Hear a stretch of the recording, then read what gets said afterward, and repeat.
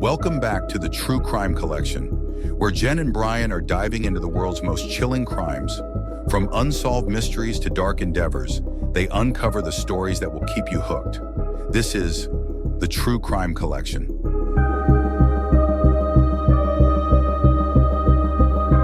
Welcome back, everyone. Ready for another deep dive? Today, we're tackling one of the most haunting, unsolved mysteries in American history, the case of the boy in the box. A case that has gripped the public's imagination for decades. Exactly. It all began back in February 1957 in a pretty desolate part of Philadelphia. Not exactly a bustling city center, no. We're talking Susquehanna Road, a narrow lane cutting through a wooded area. Pretty isolated. Especially in the dead of winter, I imagine. You got it. It is in this almost eerie setting that a young man out looking for muskrat traps. Muskrat traps. Yeah, for real. Stumbled upon something far more chilling. A discarded J.C. bassinet box. And inside, the body of a young boy. It's a discovery that has haunted investigators and the public for decades. So many questions: who was this child and what led to his tragic end in such a lonely place? It's like something out of a true crime novel, but the reality is far more disturbing. From the research you've done, the details are particularly unsettling. Absolutely. The boy, estimated to be between 4 and 6 years old, was found carefully cleaned and wrapped in a pretty cheap cotton flannel blanket. It's almost as if someone tried to care for him, even in death. Right. It's a detail that adds another layer of mystery to the whole thing. Did the box or the blanket offer any clues? Sadly, no. The police went to great lengths, tracing the box back to a J.C. store, but it was a dead end. Thousands of these bassinets were sold. So no way to pinpoint the exact one. Right. And the blanket mass-produced, common. It was like the boy was deliberately stripped of any connection to his past. A deliberate attempt to erase his identity, maybe. It's a chilling thought, and when you look at the medical examination findings, it gets even more disturbing. What did they find? Blunt force trauma to the head, the cause of death. The boy was also severely malnourished, bruises all over his body, signs of prolonged abuse. Heartbreaking. It sounds like a horrific case of child abuse. Did investigators focus on finding those responsible for his care? One early theory centered around a foster home just a couple of miles from where the boy was found. That close. Yeah, just a short distance. The proximity was definitely suspicious. The police questioned the couple running the home, even searched their property. And? Nothing concrete turned up. But that doesn't rule them out, right? No, not entirely. Remember, this was the 1950s. Record-keeping for foster care wasn't as strict back then. So it's possible the boy wasn't even registered. Exactly. A child lost within a system designed to protect him. A truly haunting thought that has fueled a lot of speculation around this case. I can see why. It's a case riddled with unanswered questions, which I'm sure led to a whole bunch of other theories emerging over the years. Oh, absolutely. The mystery surrounding the boy's identity and the circumstances of his death sparked all sorts of theories. One of the most intriguing is what's known as the carnival connection. A carnival connection. Okay, this is getting interesting. Right. Sounds like a movie plot, but one of the detectives on the case was convinced there might be a link between the boy and traveling carnival workers. I can see the logic there, constantly on the move. A life that could easily disappear without a trace. But how does that tie into the boy's death? The theory suggests he might have been injured, maybe even killed accidentally, during a carnival performance. Or perhaps something happened at one of their encampments. And to avoid legal trouble, his death was covered up. Given the lack of solid leads and the transient nature of carnival life back then, it's a compelling narrative. Right. It's a theory that's hard to shake off. But like most good mysteries, I imagine there are other possibilities too. The sources I sent mentioned another interesting theory, Martha's confession. It came much later, though, in 2002. Yes, Martha. Her story is a chilling one, full of abuse and despair. She claimed that her mother, get this, bought the boy. Wait, bought him? As in, purchased him. She wasn't specific about where or from whom, but she claimed her mother bought him as a companion for her. They lived in horrific conditions. And then, in a fit of rage, Martha claimed her mother beat the boy to death. That's just horrific. Why would she come forward with this after all those years? It seems the guilt became too much to bear. She gave graphic details, many of which aligned with the case, even claimed to know where the body was dumped. But there were inconsistencies in her story. Dates didn't add up. Details were off.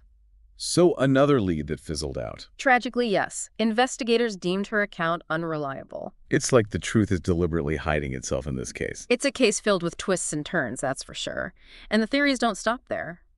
There's another, even more disturbing possibility, the theory of a ritualistic killing. Ritualistic, like some kind of cult activity. Exactly. This theory draws on the meticulous nature of the crime scene. The boy's body was cleaned, deliberately placed, no identifying marks. It points to something calculated, something far more sinister. We've got a possible accidental death, a confession that falls apart, and now a potential ritualistic killing. What makes this ritualistic theory stand out? Well, it raises the question of why go through the effort of cleaning the body and carefully placing it if the goal was simply to get rid of it. It's a good point. It implies something more symbolic, something deliberate. Right, as if the perpetrator was sending a message following some specific belief system. But just like the other theories, there's no direct evidence, just a lot of unsettling possibilities. So we have a child seemingly erased and a crime scene suggesting a perpetrator who knew how to cover their tracks.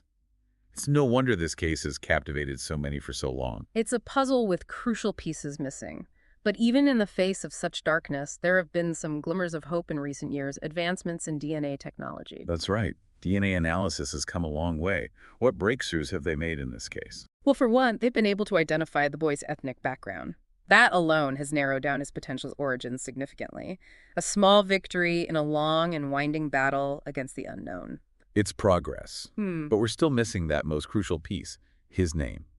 Who was this little boy? Exactly. Even with these advancements, his name, his story, his life, before that cold February day in 1957, remain a mystery. He's become a symbol, of the forgotten, a stark reminder of how vulnerable children can be, and the enduring power of secrets. It's absolutely heartbreaking. He deserves so much more. You're right, he did.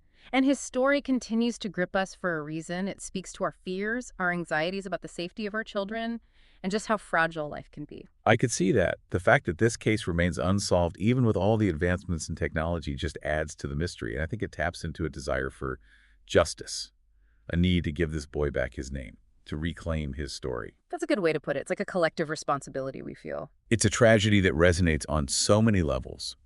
And while we may never know the full truth, there's still so much to explore.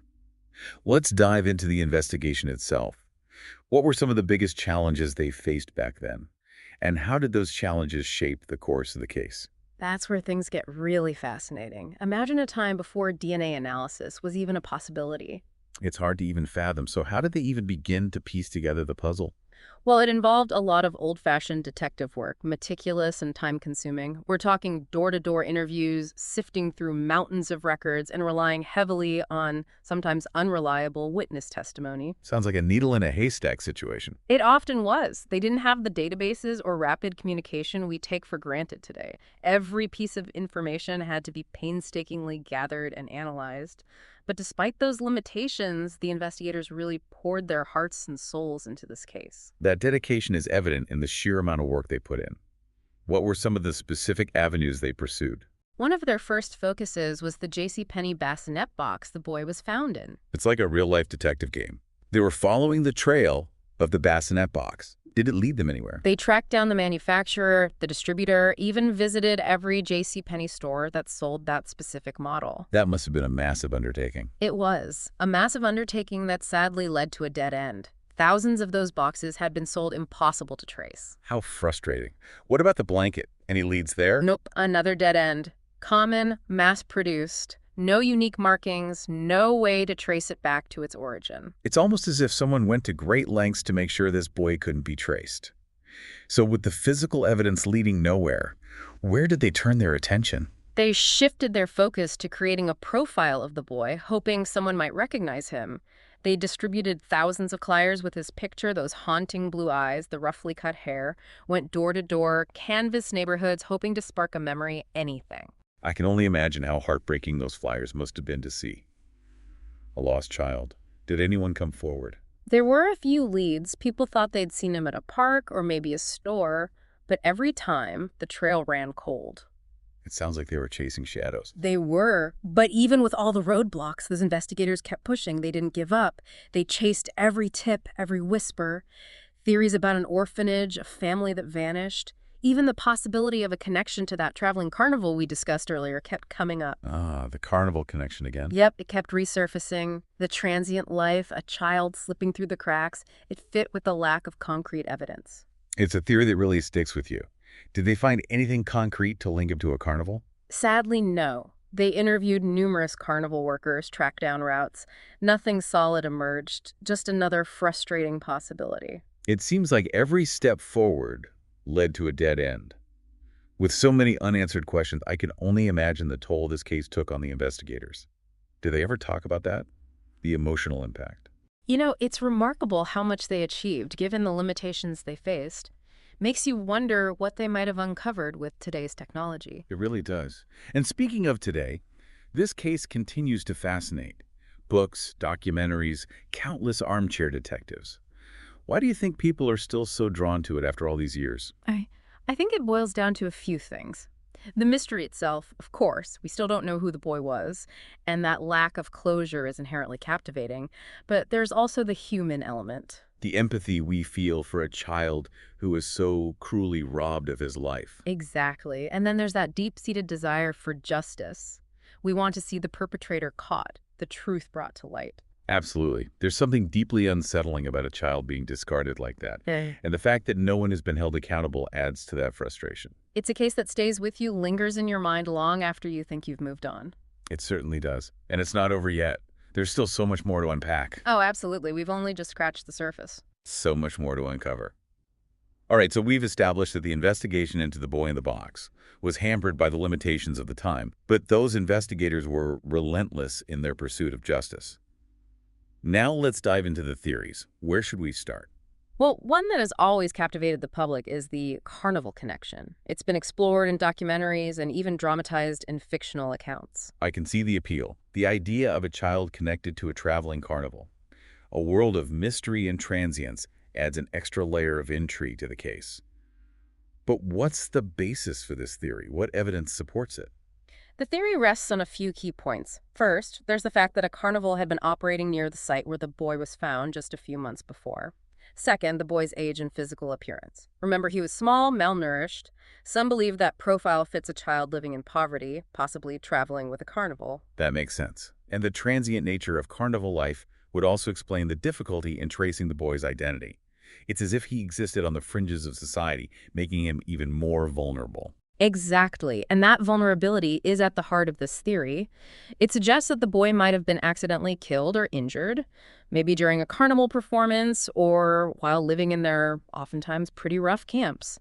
And to avoid any negative publicity or legal trouble, his death was covered up. A tragic scenario for sure. It highlights the potential for exploitation and abuse that can exist in those environments. But is there anything concrete linking the boy to a specific carnival or a group of individuals? Unfortunately, no. The police investigated the carnival angle thoroughly, interviews, tracking routes, but they couldn't establish a definite connection. It remained a tantalizing possibility, but one without concrete evidence. Okay, so while the carnival connection is intriguing, we need to move on to other possibilities. The sources I sent you mentioned Martha's confession.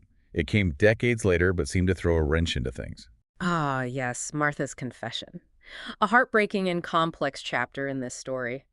Remember, her account surfaced in 2002, over 40 years after the boy was found.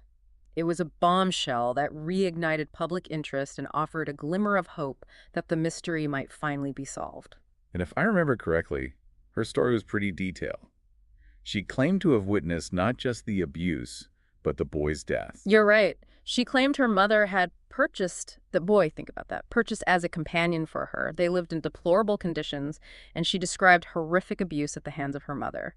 Allegedly, in a fit of rage, her mother beat the boy to death. It's just horrific. Why would she come forward after all those years? It seems the weight of that secret, the guilt, finally drove her to confess. She provided some pretty graphic descriptions, many of which aligned with the case details. She even claimed to know where the body was dumped. But there were problems. Inconsistencies in her timeline, details that didn't quite add up. So it was a mix of promising details and inconsistencies. That must have been frustrating for those hoping for a breakthrough in the case. It was a roller coaster of emotions. You had this detailed confession, seemingly filling in some gaps, but then those inconsistencies cast doubt on everything. After a lot of investigation, polygraph tests, the police concluded Martha's confession was unreliable. Devastating, especially for those who'd invested so much hope in her story. Did they ever figure out why she might have fabricated this confession? That's a question that lingers. Some think she might have been seeking attention, or maybe she was battling guilt, mental health issues. Others believe maybe she was influenced by all the media coverage, confused her own childhood trauma with the boy in the box story. Who knows? A sad reminder that even with a confession, the truth can be elusive. It's a tragedy on multiple levels for the boy in the box who remains nameless, and for Martha, who carried that burden regardless of her reasons. Absolutely, and it shows just how complex these investigations can be. Finding the truth isn't always straightforward. So we have the carnival connection, Martha's confession, both offering compelling stories but lacking that concrete evidence. What other theories are out there? One that's always sent chills down my spine, a ritualistic killing. It often comes up in cases with a staged crime scene, unusual elements. I see what you mean. The boy's body was cleaned, deliberately placed in that box. It does point to a level of premeditation, more than a simple act of disposal. Exactly. That meticulous crime scene has always bothered investigators. Suggests there might be more to it, something more sinister. Some have speculated about cults, groups practicing ritual sacrifice. That's a dark thought.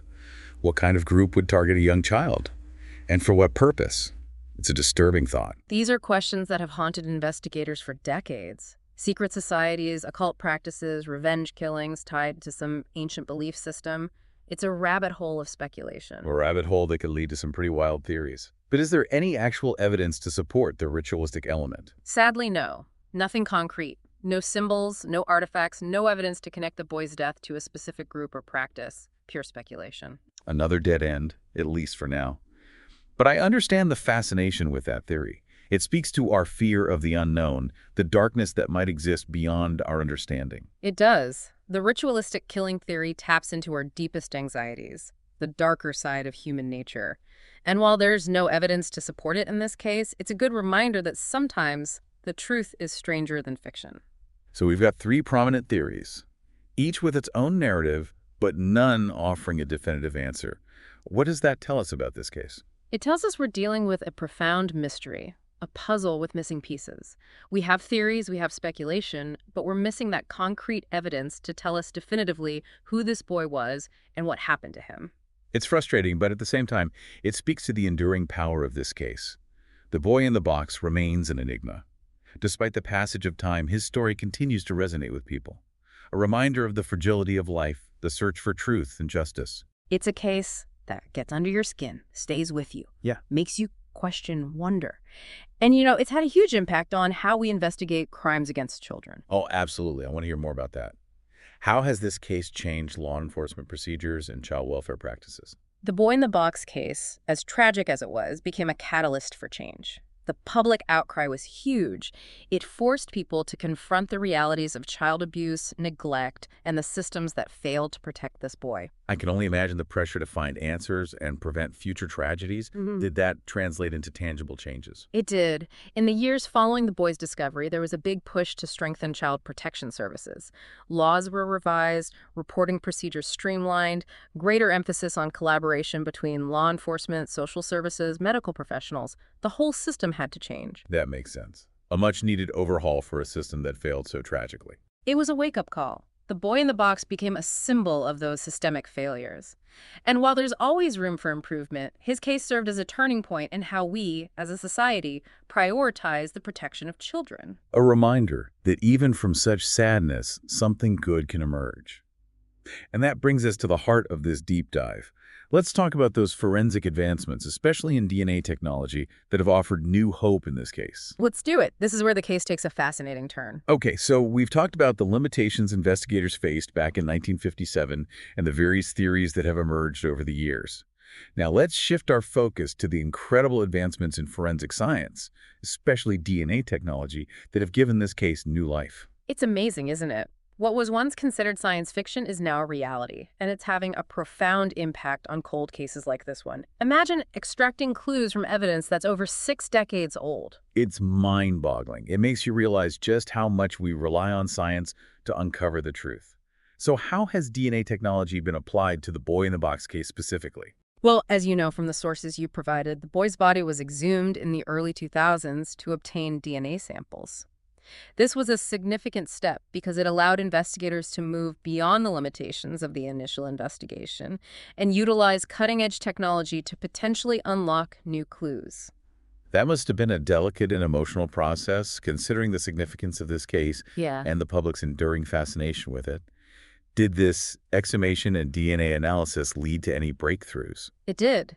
The analysis, while not able to immediately identify the boy, revealed his ethnic background, narrowing down his potential origins to a specific region. This was a huge step forward because it gave investigators a new direction to explore, a starting point for potentially tracing his ancestry. That's incredible. It's like DNA technology gave this boy a voice, allowing him to speak from beyond the grave and provide clues to his identity. And as DNA databases continue to grow and technology advances, there's a real possibility that we could one day identify his relatives. Absolutely. It's a long shot, but the potential is there. And with the emergence of genetic genealogy, the possibilities have expanded even further. This technique combines DNA analysis with traditional genealogical research to create family trees based on genetic connections. I've heard about genetic genealogy being used to crack cold cases, but it sounds like something out of a detective novel. Can you walk us through how this works in practice? Imagine taking the boy's DNA profile and comparing it to millions of DNA profiles in public genealogy databases. The goal is to find matches, even partial ones, that could indicate a distant relative. It's like finding a needle in a haystack, but with DNA as the thread. It's fascinating how something as seemingly insignificant as a partial DNA match can lead to such profound discoveries. So once a potential relative is found, what happens next? That's where the traditional genealogical research comes in. Investigators can then utilize resources like birth records, marriage certificates, and family trees to piece together the lineage, tracing the branches back to the boy's potential family. It's a meticulous process, but it has proven successful in solving countless cold cases. So even though we're dealing with a case that's over 60 years old, there's still hope that we might be able to identify this boy and bring closure to this enduring mystery. Yes, there is. And beyond identifying the boy, there's also the possibility of identifying his killer. I'm curious about that.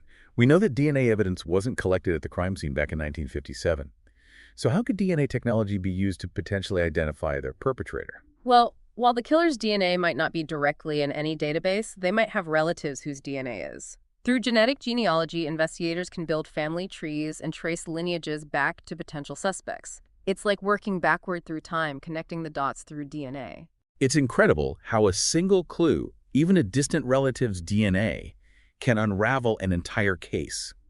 It's a testament to the power of science and the dedication of those who refuse to let this case fade into obscurity.